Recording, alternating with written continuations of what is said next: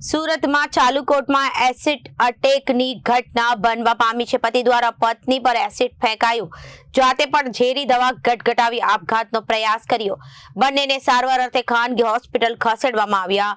જિલ્લા સેવા સદન ખાતે 5મા માળે આવેલી ફેમિલી કોર્ટમાં ખાધા ખોરાકીનો કેસ ચાલી રહ્યો હતો।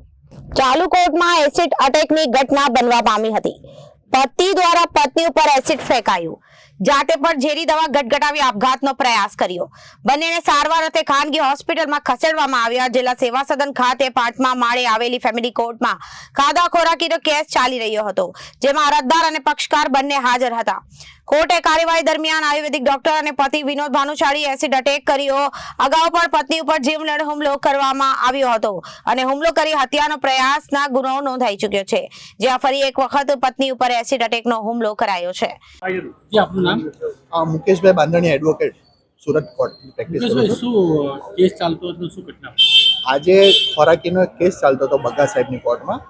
તો સામાવાળાએ, હું અરજદારના એડવોકેટ છું અને સામાવાળાના પક્ષકારે પોતાની પત્ની જે કોર્ટમાં બેઠેલી હતી એની ઉપર એસિડની બોટલ એને છાંટી દીધી। શું નામ છે બેટા? પક્ષકારનું નામ છે સામાવાળાનું વિનોદભાઈ ભાણુશાળી, મહિલાનું નામ શું? મહિલાનું નામ છે શારદાબેન।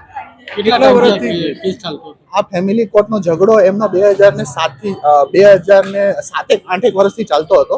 એમાં ડોમેસ્ટિક મેટરમાં આ કામના સામાવાળા અગાઉ પણ આવું કૃત્ય કરી ચૂક્યા છે અને પોતે બેલ આઉટ છે। પોતાની પત્ની ઉપર અટેમ્પ્ટ ટુ મર્ડરનો એક કેસ ઓલરેડી નોંધાયેલો છે અને એ બેલ આઉટ થયેલા છે।